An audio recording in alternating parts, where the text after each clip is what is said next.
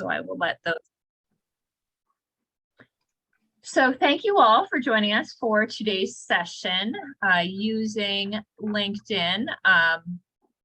We're going to use LinkedIn to grow our business and network. And we have Craig Turner here from Momentum. They are an advertising agency. I met Craig through the Pittsburgh Area Airport Chamber. Shout out to Michelle there from Pittsburgh. And we met out in Pittsburgh a few months ago, I think earlier this year. Yeah. And Craig started telling me a little bit about what he does, and that is to help businesses grow, but to utilize the chambers to do that. So I was very interested, obviously, right? Because we're always trying to get more members to be a part of our chamber. And we have a great diverse group joining us today, Craig. So not all of them are from Wyoming County. So I'm just going to do some little background here. Craig came down. He's normally in Buffalo, came down last night for an event that we had last night here in Wyoming County, our Midsummer Mingle. So it was a very great night, very late night for some of us. And we had a blast. It was a really good time. I was grateful that Craig came down and did that. And he's actually spending the weekend here in Tunkhannock to get some writing done because he's also a writer. So we're happy to have him today on our webinar to help all of you learn how to use LinkedIn a little bit better. So I'll let Craig take away the show here. Thank you, Gina, and thanks everybody for being here today. Thanks for everybody's been so welcoming. It was a great event last night. Lexi, I'm sorry I missed you. I owe you. We'll do a Zoom call. But no, it was really a fantastic event. That venue was just absolutely beautiful. The Creekside Gardens there. And once the sun went down behind the mountain, it was actually very comfortable. So because it was like 90 when we got there, and then, but no, I appreciate it, and I'm gonna get my screen started. I'll dive right into it because I do have a slide on a little bit about who I am. But Gina's been fantastic. I'm thrilled to be here. Gina's been super generous to me and the work that I'm doing, and I was really happy to because there's not a lot of summer networking events, and it was kind of when I got the invite, I'm like, yeah, I really want to go down and support the chamber, so I was happy to be able to do it. So, and thanks to all of you that I got to meet last night.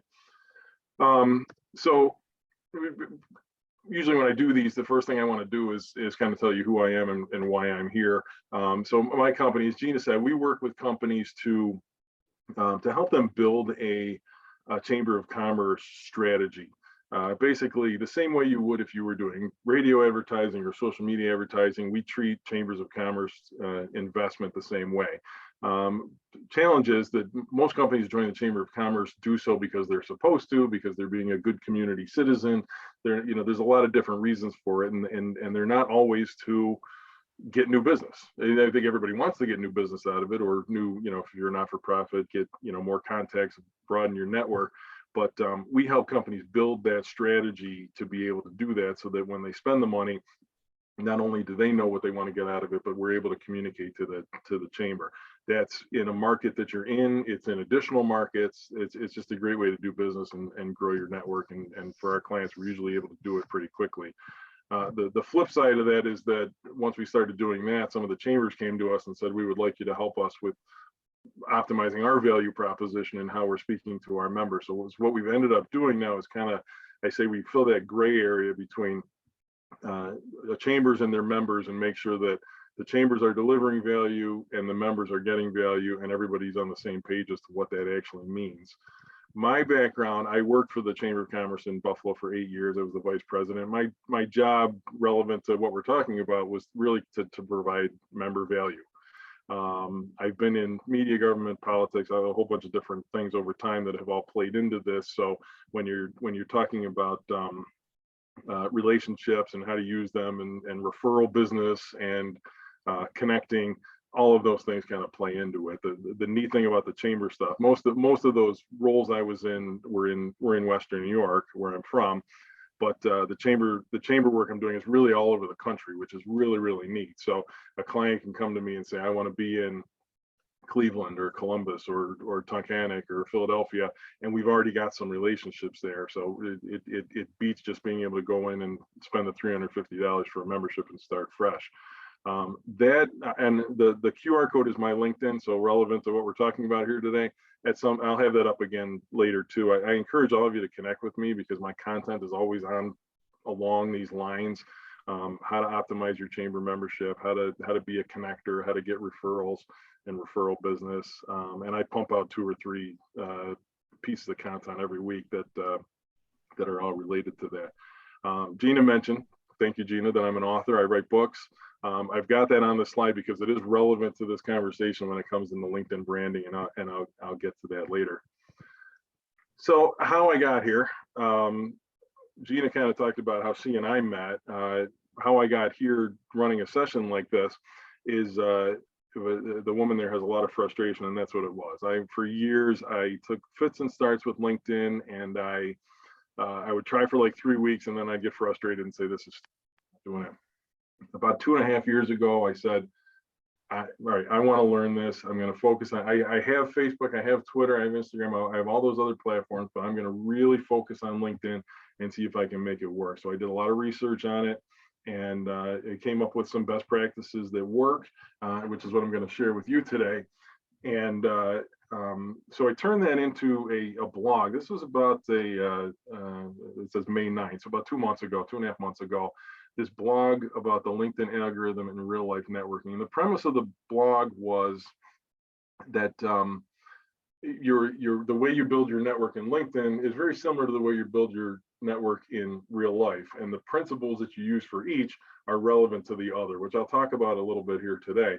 But this blog was picked up by Gina's colleague in Pittsburgh, Gina Groen from the Northside Chamber. And she said, I liked your blog. Will you do a LinkedIn session for me? And I said, absolutely, I will. I'd love to. So that's the first session. We talked to Gina, and now Michelle knows we just talked about doing it in the Pittsburgh Airport Chamber too, which I'm excited about. The important thing here, there's no ask at the end of this. I don't sell this service. I don't want to do LinkedIn for anybody. It's a hard enough thing for myself. So I'm you. I'm somebody who's trying to figure out how to use LinkedIn and make it work to the best of its possibilities. I'm also not a celebrity. I don't have 40 million followers, and I'm going to tell you that the way to succeed on LinkedIn is to have 40 million followers. In fact, I'm going to tell you the opposite. You don't need 40 million followers. You need the right followers. So I think that's an important piece of the puzzle here, is that we're all in the same boat, and I'm hoping that what I tell you today is helpful, and I want to keep a relationship going with you, because when you learn something, I'd like to hear from you when you do it. We we actually have this built for some Q&A at the end, but I would actually prefer if you have a question that you just ask it right while we're talking about the specific topic you want to ask about. I think that's a little better way to do it, because then you don't have to go back to think about it. So with that, I'm gonna dive right in here. So we wrote the formal write-up for today's webinar, which is in the yellow there, which is we're going to talk about how to build LinkedIn to use your personal brand, how to drive business. We're going to talk about how and what to post, and about building a LinkedIn strategy. I took those after writing those, and I said, okay, well, here's what we're really going to do in the red. We're going to break down the LinkedIn algorithm for you, because it's probably the most important thing you're going to take away today.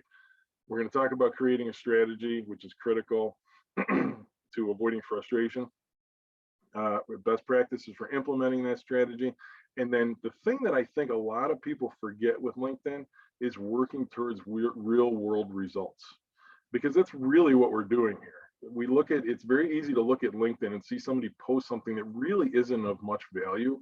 And you see they got 3,500 likes on it and 800 comments. But then if you step back and you go, okay, well, what did that mean offline to them? Did it get them new business? Did it get them a new contact? Did it get them better fundraising? A lot of times it doesn't, because, and we were talking at the beginning about the difference between Facebook and LinkedIn. Some people can't tell the difference sometimes between Facebook and LinkedIn. The purpose is different, and the results that you want to get out of those two platforms are actually different too. So, and the way that you really know that is you'll see that you'll see that the platforms copy each other over time. A great example is Instagram. If you're so Instagram made a subtle change in the past 3 or 4 months.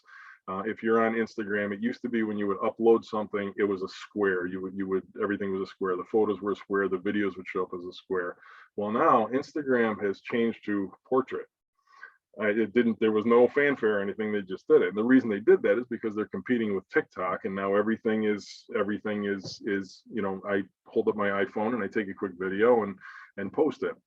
So it's really interesting to see, what works by what the other platforms copy from each other. And Facebook is actually copying some of what LinkedIn does, which is interesting to follow. So this is the part that I think you will get will be the biggest eye-opening piece for you, is because what you want to do is when you're posting, to get the most out of it, you want to post in a way that the LinkedIn algorithm is going to respect for you. So I pulled one of Gina's posts there, just an example. But basically what happens with the LinkedIn algorithm is you post something. The first thing LinkedIn does is it shows it to a small subset of your followers, people that are following you, and sees how they react to it. Because that's going to be the first test as to whether what you posted is valuable or not. Once they get a kind of a clear picture on that, then they will move on to a wider circle, which is very important, because if your inner circle does not engage, your post isn't going anywhere. It's off the table. Now, engage is an important word here, because LinkedIn, as I said, is very different than Facebook and Twitter. Facebook and Twitter, people and Instagram, they keep hitting hearts, like. LinkedIn does not care about likes. And sometimes and we've all done it. I do it myself every day. I go, okay, here's somebody I want to get to in the real world posted something. Like, it really doesn't help them out at all. It doesn't do anything. Interestingly enough, sharing something is not scored that high either. So like, sharing, but what they really want is engagement. They want you to comment on the post. LinkedIn is a business platform. They want conversation. So when somebody posts something, they want you to comment on it. Now think about what that means when you're posting. All right. Are you posting something that people will just randomly like, or are you posting something that actually invites people to have conversation with you? That's the goal that you're trying to do. If you get past that first circle, and unfortunately you don't know who the first circle is, and I'll talk about that as far as who to follow. If it gets past the first circle, it goes to a wider circle of your followers. So you have 1,000 followers. Now more of your followers will see it.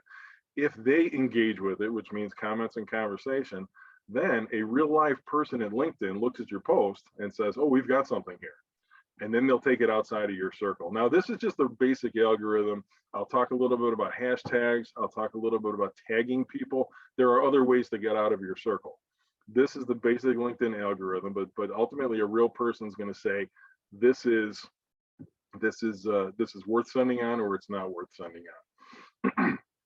The worst thing that can happen to you, and if you look over at Gina's post there, I drew arrows to those three horrible things that can happen to your post, which is where somebody clicks the 3 buttons and they say unfollow Gina, remove the connection, which is horrible, or report this post. And then some of them, if you're liking or forwarding something, it'll say, I don't want to see this. You've probably seen that before.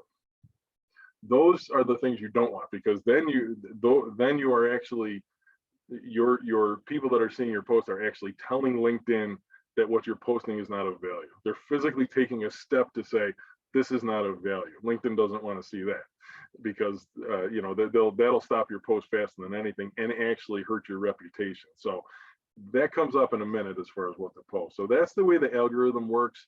Posting to the algorithm is, for people that have been using Facebook for many years, or even people who are writers or marketing people, it's hard. It's hard to write in a different style that's not necessarily, because it's counterintuitive. So I may post something for all of you one way, but if I'm posting something for all of you that's going to respect the algorithm, I might write it a little bit differently, and it's a little bit different. It's like I said, it's counterintuitive.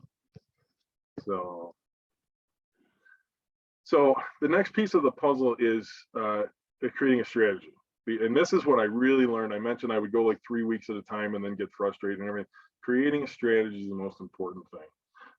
And then use that algorithm to do it. What are you trying to accomplish when you use LinkedIn? And that's what you want to make sure that you are consistently doing. It's not just about consistently posting or consistently using LinkedIn or consistently even commenting on other people's things. It's what are you trying to accomplish, and then you want different things. So I mentioned I'm an author, I do political consulting, I have my company, I actually run World Trade Center in Buffalo. I wear a lot of different hats. So for me to personally brand myself on LinkedIn is kind of difficult because I'm commenting on many different topics. So I made the decision that this is about, my LinkedIn is going to be about momentum, and it's going to be about my personal brand. And actually it kind of helped me offline because now I'm able to, because I have that mindset, all the things that I'm doing I always look at it through that lens. How does this affect my daily job, my company, and what I'm trying to accomplish? So even like the books, all the work I do with Chambers of Commerce, my novels are political thrillers, and they usually involve some kind of local election. Well, who is relevant in every local election? The Chamber of Commerce. I guarantee my one book that I showed up there, I guarantee I have more references to the Chamber of Commerce in that book than in any other book ever written, actually. So, but it all comes together. Well, now, because I've done that, now I can advertise my books on my momentum, and it's not throwing anybody for a loop. It's still branded to what I'm doing. So the strategy is important. What do you want to accomplish? Who's your target audience? Who do you need to reach as you're looking for who you want to engage with? And then what's the best way to do it? And we'll talk about all those things. I put at the bottom here, company page versus personal page. This is a little bit of my opinion. I did some research at the beginning, and they, and I found that personal page is really where the driving factor. You're going to have better results on a personal page. It could go either way, but I made the decision that I was going to focus everything on my personal page, and then I would share to my company pages that I have, which works. Most of my followers are on my personal page. That's where I'm branded. I do have some followers on each of the company pages. It's a nice thing to have. One little trick about doing it that way is, and you'll know this when you hear it. Every company page, and this is easier for a small business that owns their own company. I know Neil from the bank doesn't control the company page, but when you're a small business, so I think I have 5 company pages. Well, every time a year anniversary comes up with those company pages, they automatically shoot out a note to everybody saying, congratulate Craig on his anniversary. And people start congratulating me. I have no idea what they're congratulating me for. I really don't, because I don't know any of the anniversaries, and I don't know. I have to actually go look up which page they're talking about. But LinkedIn is creating content for me without me even having to do anything, just by doing that, which is kind of fascinating. So, but obviously you work for a bigger company, you're not in control of your company page. For us small businesses that control it, I found that the personal page is the place where you want to be having that dialogue, and then use the company page to support it. One little trick that I use, which is nice, is I'll post something on my personal page, share it to the company page. That's great. The cool thing about that, does it help your algorithm? No, not at all. But what it does is I can click on notifications, and I can go back to my post very easily, rather than having to go to my profile and search for it and everything. It's actually a nice little trick there. Sorry, I did many at the same time. So who to follow? This is where that blog came in the first place, and the important thing is the purpose. Again, go back to that strategy. Who do you need to connect with? That's how you build your network. Everybody's got a different opinion, because you probably get three to five new requests a day from people you don't know at all. Everybody's got reasons to do that. I kind of took my philosophy has always kind of been, if somebody ever came to me and said, oh, I see on your LinkedIn, you know this person, can you make an introduction? If I can't make an introduction, I don't want them on the thing, because it's misleading to everybody. The good thing, what LinkedIn did, which is neat, is the follow button. This happened about a year ago. They took, if you go to somebody's page now, it used to say connect right at the top. Now it says follow. You can still connect with them. If you hit the 3 dots and go down, it'll say connect, but follow it makes it a little bit harder. It follows the thing to do, because if you don't know somebody, you're trying to connect with them. It's obviously a sales pitch a lot of the time. and people get tired of it. But if you follow them, then you're showing, hey, I'm interested in what you have to say. It's a good way to do it, and even get on their radar screen before you're trying, if you're in sales or you're trying to connect with somebody. Following them is a great way to do it. But build your network with purpose. Identify who you want to connect with and why, and then build your network that way. So I have number one there, people who know how to use LinkedIn. This is kind of a fascinating thing. Remember, I said that first step, they're going to show it to a small subset of your followers, and you don't know who those people are. You want to try and control those people, and you want to get people who know how to engage. And the interesting thing about this is sometimes you can figure out who they are because they'll like your post every once in a while. But the thing is, if they don't know how to engage, if they don't sit through a training like this and they know that commenting on your post is the most important thing, you're never going to get out of that circle. You're never going to go anywhere. So you find people who actually know how to use LinkedIn. And the interesting thing about this that's kind of funny is you may have somebody who offline sends you 10 referrals a year, as your best friend, sends you fruit baskets every Christmas, and they're just the best person. But on LinkedIn, they don't do anything for you. They're not valuable for you on LinkedIn. Take care of them in real life, send them a fruit basket back, do everything you got to do. But in LinkedIn, try and get yourself away from them because they are not doing anything for you. The one thing about this, which is interesting, that I really like is, again, these notifications that are so annoying is when you follow somebody. So if I go follow Gina, the first couple of days of that, they'll say, oh, someone you just followed, Gina Sudam, posted something you might be interested in the notifications. All right. So what does that tell you? That tells you that to LinkedIn, following somebody is good for their algorithm. It's something that they want to see a lot of. So they're trying to create engagement there. That's a great way to do it. So when you follow somebody, now you have an opportunity to engage with them, and you know that when you follow somebody, they are going into that. When you connect with somebody, they are going into that first circle. So you have a little insight into it. So purposefully following the right people is a great way to kind of trip the algorithm a little bit. Second is people with good content to follow. I think if I polled everybody here, everybody would say, your LinkedIn feed is kind of garbage. And it's people that think LinkedIn is Facebook, and it's just people posting whatever comes to their mind and a lot of other stuff. And there's different ways to do it. But if you follow people whose content you want to engage with, they will start to show up on your feed, and then you can do it. And that can kind of lead to number three, which is putting your name in front of people that you want to have a relationship outside of LinkedIn. So start to engage and show value there, and all of a sudden, they see your name in front of them enough, and it's not, hey, I want to connect with you because I think we can do great things together.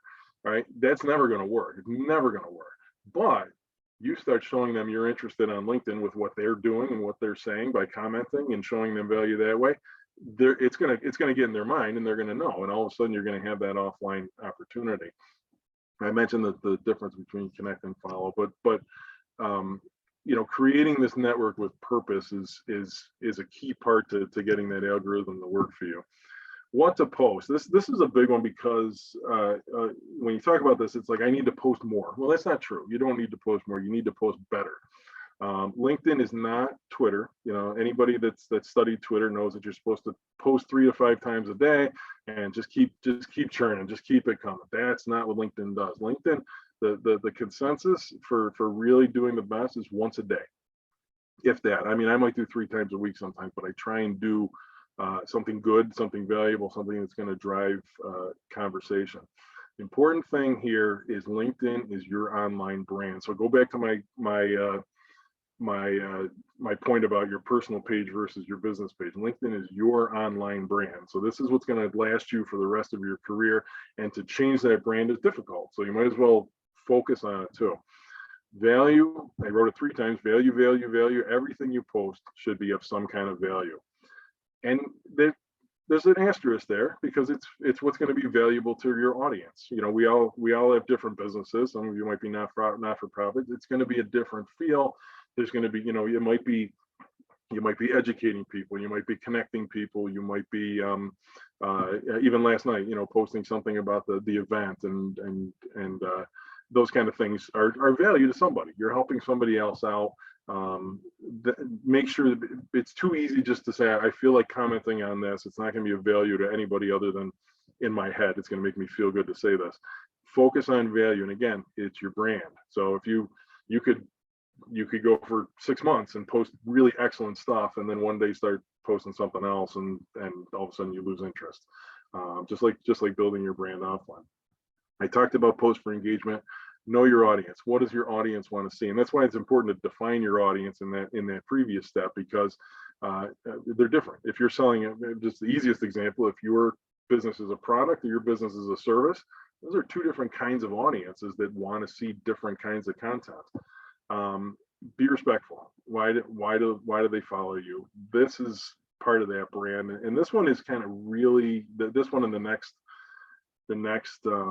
bullet point there, LinkedIn being a business oriented site, are really relevant right now, because politics are horrible right now, and there's been some really big decisions over the last 60 days, and so many people have been unable to stop themselves from posting.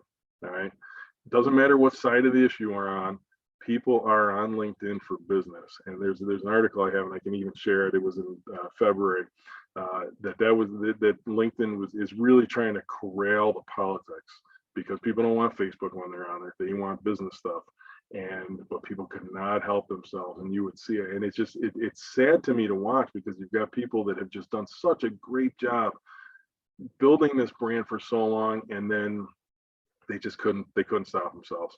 And those three, when I brought up Gina's post before, those 3 notes that said, I don't want to see this or unfollow, those are getting clicked all the time right now, because people can't control themselves. And if somebody unfollows you because you post a political opinion, guess what? They're not going to see your marketing stuff. They're not going to see your banking stuff. They're not going to see any of the good stuff that you're posting. So I always say, look, if you want to go on Twitter, post something political, or the best idea if you're a professional is the old write it on a piece of paper, crumple it up, and throw it out, because it's not doing anything. You are not, by posting your political opinion on social media, you are not influencing anyone. You're not influencing policy, and you're probably turning off more people than you're even saying yeah. But point for this session: don't do it on LinkedIn, especially. Hashtags and tagging. Let's just talk about hashtags a little bit. Hashtags have been bastardized. Hashtags are a search term. So I hashtag Chamber of Commerce on just about everything I do. What that means is anybody can go on my post, click on Chamber of Commerce, because that's a topic they're interested in, and get a feed of all posts that have that hashtag Chamber of Commerce. That's why hashtags were invented. If you're on Twitter and LinkedIn, or Twitter and Instagram and everything, they're all over the place. It's like, hashtag having a great time in Aruba. It's like, it's cute, but it has no meaning. Nobody's ever going to click on that. It's not going to give you LinkedIn, because you're a professional and you're responsible. If you're using hashtags, do it that way. Now, LinkedIn has done something very interesting, again, in the last year and a half, is when you're on, there's called creator mode, and you can click on creator mode, and you can actually choose 5 hashtags that you're going to specialize in. So if you go to your profile at the top, and when I'm done with the slides, I can actually show you how this works. If you go to my profile, it says Craig writes on hashtag Chamber of Commerce, Chambers of Commerce. I think it's momentum, networking, and marketing are the 5 that I've chosen. And then what you do is you stay consistent with them, so people get used to seeing you those. The Chamber of Commerce one is pretty funny to me, because I'm not a Chamber of Commerce, but I am all over the Chamber of Commerce hashtag, and that was intentional. I've done that on purpose. And interestingly enough, getting people to my blog has helped on my Google search too. So I actually ranked for Chamber of Commerce and Google without actually being a Chamber of Commerce, which is what I was trying to do. Tagging is the same thing. Tagging the chamber, tagging people that you know. Make it relevant. It's a great way to do it. It's a great way to get outside that first circle, but make it relevant. Don't just tag random people or tag somebody you need to talk to or anything. Make it relevant. But relevance is easy to find. So I could say I was at the Wyoming County Chamber event last night. It was great. It was great to talk to Then all of a sudden they're going to see your post. You've made it so that they're going to see your post. They're going to get a notification that they were tagged, and it's relevant. You're not just throwing them into some conversation they have no desire to be in. corporate post on your personal feed. I don't know how many of you belong to or work for a bigger company. This is my only soapbox here. We have you'll see this, some companies have software that when they post something to the corporate page, it automatically goes on all the employees' pages, or you are able to, you're able to edit it or decide which ones you want. I hate these. I absolutely hate them because, like I said, LinkedIn is your online brand, not your company's. Now, if you work for a company that makes you do it, okay, there's only so much you're going to do if you want to work there. But I have a client of mine who is a thought leader in the community. Well, the guy I work with for the company is a thought leader in the community, and his posts on LinkedIn are about colleagues getting promotions, about, hey, this is our employee of the week. And I'm like, I don't even pay attention to your stuff because I don't care. You have so much to say that is intelligent and thoughtful and forward thinking, but all I see on your feed are these random posts about nothing. It's interesting. Again, if you can't avoid it, you can't avoid it. If you can avoid it, I would recommend avoiding it. So I gave you two things that I think are the first two things I want you to take away today. One is the LinkedIn algorithm. Two is creating a strategy. The third is the last bullet point there, which is LinkedIn is trying to make money too. You want to trip the algorithm, you keep that in mind at all times. And I'll give you a great example. A lot of times, video, people are using a lot of video for their companies now. And the easiest thing to do on video, of course, is to post your video to YouTube and then share it on LinkedIn, Facebook, Twitter, Instagram, wherever else you're going to do it. Okay. Think about what you're doing there. YouTube is owned by Google. LinkedIn is owned by Microsoft, two companies that do not work well together and are direct competitors in many regards. So when you do that, what you're doing is you're asking someone who's on LinkedIn, who is engaged in their product, to click on your video and leave Microsoft and go over to Google. They do not want that to happen. They want you to stay on. Once you get somebody on LinkedIn, they want you to stay on LinkedIn in conversations as often as possible. I know it's time consuming. Post your video to YouTube for Google, post your video directly to LinkedIn, post your video directly to Facebook, and that's how you're going to get the best results out of them. Always bear in mind that LinkedIn, wants people, your followers, LinkedIn wants access through you to your followers to stay on LinkedIn as long as possible and support their advertisers. So if you are able to do that, if you're able to keep your followers on your LinkedIn page, LinkedIn is going to reward you for doing that. That's a huge piece of the puzzle here. That it's just something people don't think about because it's not evident, and it's so easy. There's so many different ways that you can try and do these different things, and we're all busy. It's so much easier to just post something to one place and share it everywhere else. But if you want it to work, you post to each individually. And remember that LinkedIn, the more you can help LinkedIn make money, the more they're going to do for you. So format and readability, we talked about how to do this. You can see the spreadsheet in front of you. I'm not going to go into this too detailed, but I want you to at least know the different kinds of things that work. LinkedIn has created different ways for you to present to your followers. Short form posts are like the real easy one hitters or the real easy quick hitters. And basically what happens is, and you know this, there's a certain amount of characters that you can do before it says read more. All right. A short form post would be one that I say you don't have to hit read more. All the information is in 1 or 2 sentences. There might be a picture or video. Take it and do with it what you will.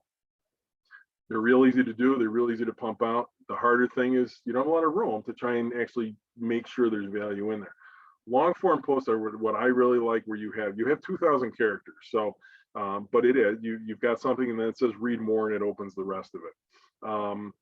These are actually very powerful. I know it's counterintuitive because you would think people want to go quick like Twitter, but they don't. LinkedIn users are different. Remember, they want content and they want value. So long form, what you would do is you would write a teaser at the top. And you see people not doing this. They'll just write a paragraph that goes right into the read more. You want to write something like, I met 35 people at the event last night. Here's how I did it.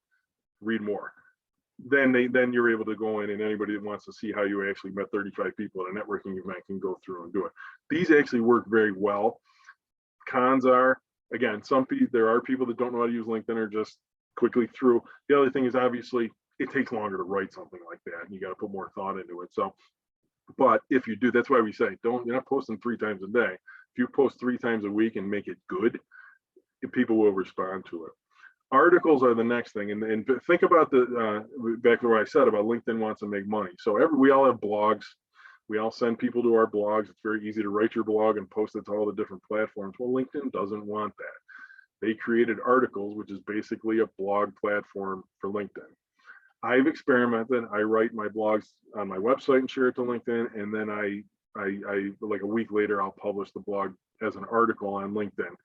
I do way better with the article on LinkedIn. It works really, really well. So the nice thing too is then you've actually created, like on LinkedIn, you've created a library of things that you've built, that you've written, that people can reference.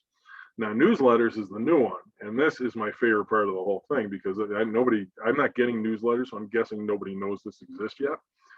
Newsletters are basically your article, but they send it to all your followers, right? Which is crazy. I don't do that kind of access. So, but yeah, you can write it like a newsletter with different pieces and everything. But basically, what you do is when you write an article, there's a button at the top that says, "Do you want this to be a newsletter?" And you have to sign up to do newsletters.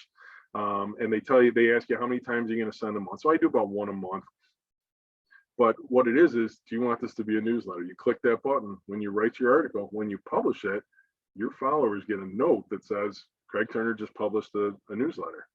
I'm like, that's huge. I published one the other day, and I had 150 reads on it. I'm like, there's no way I get that. Maybe over like 2 weeks I would get that on my blog, but 150 reads on one day on my newsletter. So I'm not seeing anybody doing this, so I'm guessing nobody knows it exists. That's what I'm trying to tell people, because it's a huge, huge tool, and really good. Again, articles. Oh, go ahead, Gina. Is that a paid for feature? No. Okay. No, so, it's in. Yeah, it just showed up out of nowhere about 2 months ago, and I said, well, I'm going to try it. Obviously, articles, newsletters, long form, they take a lot more time to do. You know, if you're a one-person shop like me, that's time in a day. If you're a bigger company that has a marketing team, it's a great place to spend some time. And with all these things, you know, I would encourage you, if you're taking the time to write a 1,500 word blog or article, you use that everywhere. You use it on Facebook, Twitter, you send it out to your email list and everything. So you know, maximize all this content that you're doing. I didn't put a lot on this slide because I'm not going to talk about it much, but there's so many. You can find articles saying every different time of day that you should post on LinkedIn. If you're going to be doing this 3 times a week, experiment with it. Just try your different things. Again, your audience is going to be different. My audience are a lot of B2B people. So my B2P people, they check LinkedIn at 8 o'clock in the morning, and they check it at 1 o'clock when they get back from lunch. So I post at 7:45 and I post it at 12:45, and it seems to do well. Move them around, try different things. I read something that Friday nights are a great time to post because you know, people sit down and they're going to watch CSI and they start scrolling through LinkedIn. I don't know. I've never tried that one. So, but I know my times that work for me. And some of you know, if you're in sales, your audience might be people that aren't on the internet during the day. They might be, you know, in a manufacturing plant or something like that, where they've got a different schedule. So you got to get them on the weekends with them. Try it. Just try different things and experiment, and know that the best practices are going to change all the time anyway. Because once this happened on Twitter all the time. Once they say publish your post at 1:05 p.m., well, then everybody posts at 1:05 p.m. and then it's actually not a good time anymore. So this one I wanted to mention it, but experiment with it. The law of reciprocity, just like in real life, you know this, but is huge on LinkedIn, and people will start to see how you're engaging with them. I always say, give more than you get. Try and engage with people, but again, with a strategy. Engage with the people that you need to have something to do with offline. It's really easy to engage based on content, which is, you know, somebody like Seth Godin or Simon Sinek will post something and you're engaging with that. I'm like, I don't know what you're going to accomplish with that. I mean, he's got 1,500 comments on it. He's not going to find yours and say, oh my goodness, this is the best idea I've ever heard. I'm going to write another book. But you find the people that you need to connect with offline and engage with them. And remember what I said about engaging. It's not liking. Liking can be, the quick thing. Are they going to see that you liked it? Maybe. But if you comment something thoughtful on what they said, and I'm not just like, great piece or, great article or it's like something that's going to draw them into conversation. They will notice it and it will yield results offline. It's actually a huge way to do things. And you might have to do it for a while. Maybe somebody's a president of a company that you're trying to get and you've been trying to cold call, you're trying all the different ways in. You're going to have to engage on their stuff for 6 months and then all of a sudden it'll work. It's really kind of fascinating how it works, because what you're doing is when you're commenting, when you're sharing their stuff, you're basically giving them your access to your audience, which is a huge value. And you're helping them tell their story. So the law of reciprocity works huge on LinkedIn, and it definitely has real world results, but it may take time. It's got to be something you're consistent about. Playing the long game. I chose this picture because of the movie Now You See Me with the card trick. The whole movie was about playing the long game. By itself, it probably doesn't make any sense, but LinkedIn is your online brand. Always treat it that way. Don't waver from it. Pick your strategy and keep going. Don't ruin years of branding work by losing your cool over political issue. It's really not worth it. Don't give up. This was a huge thing that I came up with because I would give up every 3 weeks and get really frustrated. I said, you gotta just stick with it. You gotta stick with your strategy and keep going, and it will work over time. Be consistent in what you do. Don't overdo it. You don't need to keep posting and posting and posting. All of us are busy. Even that was part of the conversation when we were waiting in the waiting room at the beginning. Everybody's busy. Nobody has time to just sit on LinkedIn and post all day. So when you do, make it count, and then make sure you're always working that strategy. And then finally, there's a bunch of stuff I didn't necessarily cover, but I wanted to include at the end. Your profile. If you go to a LinkedIn 101, Microsoft offers them. It's going to be about how to set up your profile. I'm not going to go into all that. Just keep it up to date and reflect your strategy. And the reason I say reflect your strategy is important because, so I mentioned I wear all these different hats. And I said we're going to focus on momentum. And, because you've got your jobs that you're in, and a lot of them may say, 2014 to the present. So I have like 5 or 6 pages and jobs that are still to the present. It's my author, it's momentum, it's actually 2 momentums, World Trade Center. You can organize those relative to your strategy. So I did this for a while and I realized I still had World Trade Center at the top of my page. It's great for local in Buffalo, but I'm doing chamber work all over the country and they're going to go here and say, oh, this guy does World Trade Center. That's his job.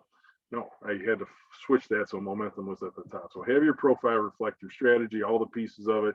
Now you can post your latest blog. You can, you get your recommendations. There's different things on there. I talked about owning hashtags, and I'll show you what that looks like. But be consistent in your hashtags. Tag with purpose. Be very careful not to post something unless it's value to your audience. And sometimes that's a matter of just going to hit the thing and saying, wait a minute, if I'm my audience, is this going to be of value to me, or is it something I'm just going to scroll past? Try to make it value every time. Law of reciprocity. Post for the algorithm. Again, different kind of writing. Same as when you're posting for SEO or you're writing for SEO. It's just a different kind of writing. It's frustrating. It takes time to learn how to do, but you know the algorithm now, so you can do it. That next bullet point, consider making LinkedIn the place for people to find you. I made this switch a while ago and I like it. I have my website. It's great. Everybody can go to my website, my blog and everything, but the conversation I'm having with my followers and with the community is on LinkedIn. So I've started to change everything where I want, if we meet at a networking event or on my podcast, at the end on my podcast, I encourage people to go to the LinkedIn, and that's where I want them to connect with me and follow me, because that's where the best stuff is. Again, it's going to be different. If you're a product and you sell to a different demographic than I do, maybe Instagram is the place you want to do it. It's different. You got to know your audience and know where they are. But in my world of business to business, it's really LinkedIn is where people are going to find me. And then I'm ending on this last point that I think is so important. Just everything you do on LinkedIn, just remember they're trying to make money. And if you help them make money, they're going to reward you for doing that. So that's the formal presentation. I've got my QR code up there again. If you want to scan it, that goes to my personal LinkedIn page. But I'll take any questions. Actually, I'm going to take that down for a second because I'm going to put up the hashtag thing real fast. Actually, I think I have to unshare and then share.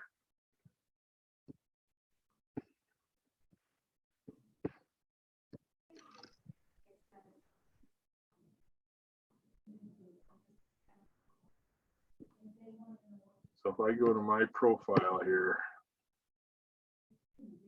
All right, can you see it right here? Talks about momentum, marketing, networking, chamber of commerce, and chambers of commerce. That links you to those, and then you stay consistent with them in your posts. It's very good branding. And again, hashtags are tough sometimes because trying to figure out what exactly it is, and maybe it'll take you doing 2 months of posts before you figure out, okay, this is where I want to focus. But anybody who goes to your profile is going to say, look, I'm interested in Chamber of Commerce, I'm interested in networking, this is somebody I need to follow. And you get up to 5 and you can change them anytime you want. But if you look through my posts, those 5 hashtags are in most of my posts.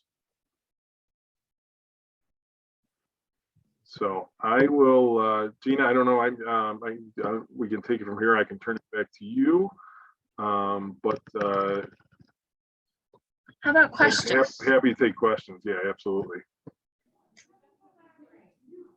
It was interesting this morning. I'll just give you a little bit. We were cleaning up. We went back down to Creekside this morning to just grab our last few things. And Kevin asked, what we were doing, today. Were we cutting out early or whatever? And I said, well, I have a webinar, and I told them it was about LinkedIn. He said, yeah, we never really got into that. But Creekside Gardens, right? It's not a place that is going to get into LinkedIn, right? They have no need for it, right? They're on Instagram, they're on Facebook, right? Where they can tell their story through pictures. Yep. And they do an excellent job. So make sure you look them up on those platforms. But they did. Yeah, I did look to tag them on LinkedIn last night and they weren't there. So I actually moved over to Facebook, but yeah. Yeah. I still recommend they have a LinkedIn because of the business audience they have. Mm-hmm. Mm-hmm. Okay. What else? Lexi does a good job, I think, on her LinkedIn. She has a good profile. I don't think I've seen any your other LinkedIn. I'll have to go out and kind of look for those. But what questions do you have? I guess just with the branding and with that, I just don't want to make any mistakes. So that was one of my goals this year, was to grow my LinkedIn and to grow my network, because it ultimately helps the company that I work for, and it draws attraction to actually our page. I pay for my LinkedIn so I can see my what does well for me and what doesn't. Wednesday mornings usually are the best. So I always give Gina a shout out on Wednesdays. I try to do that for her to drive some stuff there. And I do try to do things like my brand. I do try to do things like that I feel add positivity and value a little bit just from the things that I'm learning. But I try to come from a place of I'm not an expert. I'm a regular person. And if I can do this, you can do this too. And I'm always out there learning, and I'm trying to develop myself, and I'm trying to grow myself and into this next phase of a professional, of what I'm going to be. So I kind of want people to be along my journey with me. So I was wondering about this next thing that I don't know how people would take it, but doing maybe a flashback Friday post where I do, because I had a lot of career exploration in my life until I wound up here, and just how I got to that path. Yeah. Something like that. Yeah, I mean, and again, value is an interesting thing when you're providing value. So I went to the the chamber dinner at my chamber in Niagara Falls, and I posted a picture of the event, and I think I got like almost 1,000 impressions on it and like 70 likes or something, because it was a value to the chamber and it was a value to everybody there. You're talking about inspiration, which is a huge value, especially right now, coming out of two of the most negative years that anybody's ever going to see. Being inspired is huge right now, but I think the key for you is to make it deeper than memes that you'd find on Facebook and things like that for inspiration. But as you tell your story and what people can take out of it, I think that's huge. I mean, you think about what is value to people. I mean, making somebody laugh is value. I mean, there's a lot of different ways to do it, and your audience, but most importantly, what you're trying to get out of the effort. My effort on LinkedIn is to broaden my network as large as possible, so that anybody I'm connected to has access to my entire network. I'm a connector. That's what I'm trying to do. Yours is different. Yours is to inspire people within your network to, and what does that lead to offline? That could lead to a whole bunch of different things. So yeah, I think so. As far as like the Friday flashback, my recommendation is try it. See if people respond to it. I do a thing called the Chamber Challenge on Wednesdays. Although I haven't done the last 2 weeks, I slept. But Chamber Challenge, and basically what I do is give people something easy they can do with their chamber to show support, to get value out of it. Something as easy as, your chamber sent you a membership sticker. Have you put it on your door yet? Which a lot of people haven't. so those kind of things. Something really to call your chamber and say, I may like to speak at an upcoming event. Are there any opportunities? Those kind of things. I get reasonable response to it, but any of these things, try it for a little while. And so I don't think that hurts your brand to try something like that. So try it for a little while, see if people respond, and go from there. Yeah. And then how did you write your book? Did you have a publisher, or did you do it through Amazon publishing, or how did you do that? So I've gone through Amazon. So I've written 9 books actually. And like most authors, I tried for many, many years to get an agent and a publisher. On New Year's Eve 2019, I signed with an agent for the first time after like 20 years of trying. I was super excited.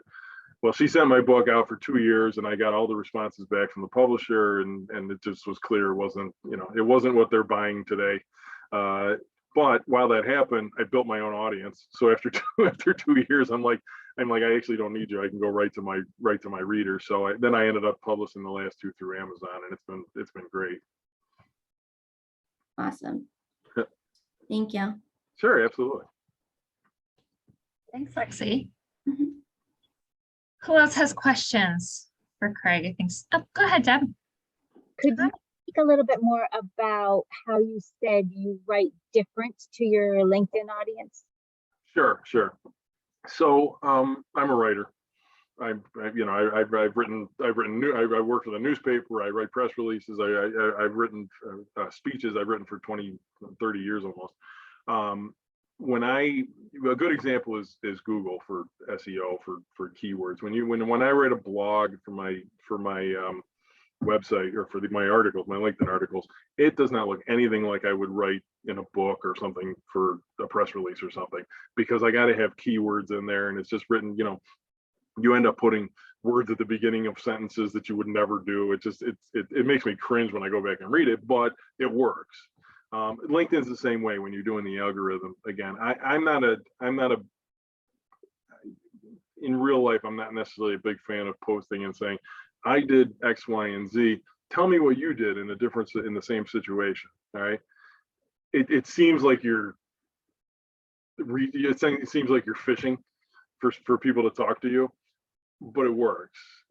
Because it prompts people to want to engage on your post. A lot of times you could just tell your story and that'll have it, but it's that question at the end that gets people to actually want to comment on your thing. And you try. I mean, I say you try. I think they're all hokey, but in fact, most of them, it's very hard to do without being hokey, but it does work. And if you write it the right way, you'll get people to do it. Like I said, I would never do that in real life, but I did recently for this. Gina Yeah, saw my I was gonna post. say, I was yeah. gonna say, the post about how to network, right? What's Yeah, your I best? said I'm coming to the event last night where I know one person. What would you do? And people were coming on and posting and commenting and saying, "Don't you know how to network?" I have a colleague with World Trade Center in the Netherlands, and he says, "I've seen you network. Why are you asking this question?" I'm like, "I'm just trying to draw the conversation. I know how to network." But yeah, but I got a whole bunch of responses to it, and people just giving their ideas, and hopefully somebody read it and got an idea from somebody. But that kind of thing is just is a little bit different than the way I would really communicate. But the algorithm wants that. So basically, right, always keeping the algorithm in mind. Yeah, oh, absolutely. Yeah, yeah. And it comes in different forms. It comes in, but I try and like vary. I'll do a video one day, then I'll do a short form, then I'll do a long form, and then once a month I'll do an article. And I try and move around and do different things, so it's not exactly the same all the time. Okay, thanks so much. Yeah, absolutely. And you can learn a lot from just following Craig. So, if you haven't yet, scan the QR code there, go to his LinkedIn profile and follow what he does. Because I think you can learn a lot from just watching what he does. And I know I have, and it has helped me to just try to keep that in mind and to pay attention to, what I am posting. I don't post as often as I should, but I try to remember when I do post that it's not about me, right, per se. It has to be about them, where Facebook is more about, oh, look what I'm doing today, right? Look what I ate for lunch. Look what right? Yep. And it's not about that on LinkedIn. It's about how do you help, right? So how do I help, Deb? How do I help promote the county? How do I help promote Lexi and what she's doing, and just business in general? Yeah, and those tags, the tags are powerful. Again, I said it specifically about making it relevant, but tagging people and organizations that you're actually showing them value in the post is huge. It's a great way to do it, and it works. And sometimes that's, I'll do it with my clients. Sometimes I'll say, hey, we just stumbled on this new LinkedIn thing. We did it for this client, we did it for this client, we did it for this client, and tell a little bit of story of each. And now I got 3 tags, and now I'm accessing their audience and giving them my audience. So, but again, it's got to be relevant, because that's another Facebook thing where you're like, actually the Facebook thing that drives me crazy is somebody posts something and people will just tag somebody in the comments. They don't even like offer any comment or anything. It's just like you like the Yankees, so this will interest you, and then that person gets a notification. And you're like, why are they tagging me in this? But use the tags are actually very powerful in a way to do something if you're showing them value and again, mutual value. Like anything we do, we're all business people, always trying to find mutual value. That's kind of the way to approach it. All right. Well, if there's nothing else, I know we're kind of approaching the 12:30 time frame here. Does anybody have any last minute questions? Thank you. Yeah. Well, no, Yeah. thank you. And please, as Gina said, please, thanks for giving me some time to talk to you. I appreciate it and I love it. And as Gina said, connect with me. Actually take the step and connect with me if you want to, because I'll stay in contact with you. And like I said, we're all in this together, and we can all learn from each other. And I'd love the opportunity to continue to learn from you as well. Yeah, Very thanks, well. Craig. I thought it was great. Thank you. Great. Thank you Appreciate it. very much, Craig. Thank you. Thank you, Gina, and thanks for an Thanks, awesome Gina. night last night. Oh, awesome. Thanks, Lexi. We'll see you guys. Have a great weekend. Have a good Later. weekend, everyone. Bye. I know. I didn't know if Michelle had something she wanted to say to you, Craig. Yeah. Hey, Craig, I had a question. I'm really bad with LinkedIn, so this was very helpful. Good. How do I go to follow you? Go to my LinkedIn page? No, go to mine, and then here, I'm actually going to stop sharing here. Yeah, go to mine, and then underneath my name should be a button that says follow. Okay. How do I do that? Hold on. Oops, did I lose you guys? You still there? No, you're here.